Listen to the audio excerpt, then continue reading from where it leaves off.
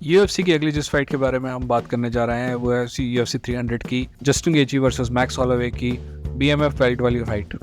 इसका आप time note कर लीजिए, ये आपको लगभग 8:30 बजे के आसपास दिखाई देगी सुबह संडे के दिन। मुझे लगता है कि इस फाइट में भी पिछली फाइट की तरह लोगों ने अपना मन बना के बैठ गए हैं कि भाई जीतेगा तो जस्टिन गेची ही। जस्टिन गेची के पंच का ना सामना नहीं कर पाएगा max Holloway, but I don't believe that. I really don't believe that. जहां तक ओवरऑल कंपटीशन की बात करें तो मैक्स हॉलोवे ने बेहतर कंपटीशन फेस किया है जस्टिन गेची से।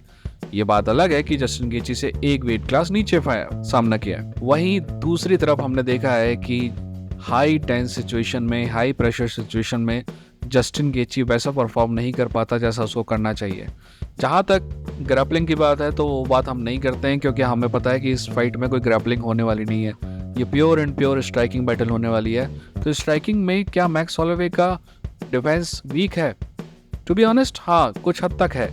पर आपको समझना होगा कि मैक्स हॉलोवे का अगर आप रिकॉर्ड देखेंगे तो काफ़ी सारे पंच मैक्स हॉलोवे को लगते हैं। तो एक निष्कर्ष तो ये निकलता है कि उसका डिफेंस वीक है।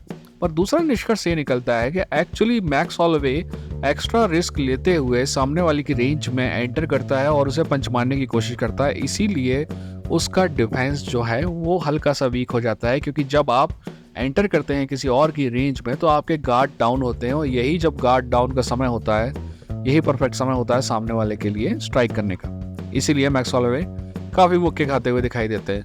वहीं दूसरी तरफ जस्टिन गेची के बारे में मेरी हमेशा से राय रही है कि जस्टिन गेची का डिफेंस जो है ना सिर्फ वीक है बल्कि बहुत ज़्यादा वीक है। मेरा मानना है कि जस्टिन गेची ने लंबे समय तक अपनी चिन को मोबिलाइज करते हुए, अपनी चिन पे कैपिटलाइज करते हुए, क्योंकि उसके पास शानदार चिन है, उस पे कैपिटलाइज करते हुए काफ़ी सारी फाइट जीती हैं। जस्टिन गेची बहुत ज़्यादा डैमेज लेता है जो कि उसको लेना नहीं चाहिए। पर पिछले 3 फाइट से मैंने देखा है कि जस्टिन गेची ने काफ़ी सारे बदलाव किए हैं, और ये जो जस्टिन गेची है इसका डिफेंस काफ़ी अच्छा है। ना सिर्फ डिफेंस अच्छा है बल्कि ये जस्टिन गेची जो है ज़बरदस्ती एक्शन को पुश करने की कोशिश नहीं करता है, बल्कि चीज़ों को होने देता है और सही समय का वेट करता है। ये जस्टिन गेची बहुत ज़्यादा खतरनाक है। पर मैक्स हॉलोवे को अंडर एस्टिमेट क्यों किया जा रहा है? एक लौती चीज़ जो जस्टिन गेची और मैक्स हॉलोवे को अलग करती है वीक डिफेंस के अलावा, वो ये है कि मैक्स हॉलोवे के बारे में ये माना जाता है कि मैक्स हॉलोवे बहुत ज़्यादा पंचेस खाता है, और जस्टिन गेची के अगर वो उतने पंच खाएगा तो वो फाइट में लंबे समय तक नहीं रह पाएगा। दोस्त, मैक्स हॉलोवे आज तक नॉकडाउन भी नहीं हुआ है, नॉकआउट की तो बात छोड़िए। तो मैक्स हॉलोवे की चिन बहुत शानदार है, बट ये बात मैं मानता हूँ कि अगर उस चिन पे लगातार प्रहार किया जाएगा तो शायद 2 राउंड के बाद वो चिन गिव अप करने लगे।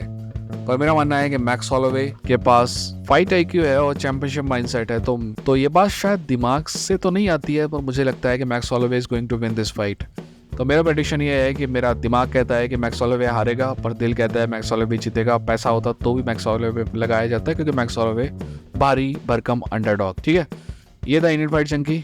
अपना ख्याल रखिए, अपनों का ख्याल रखिए। Take care.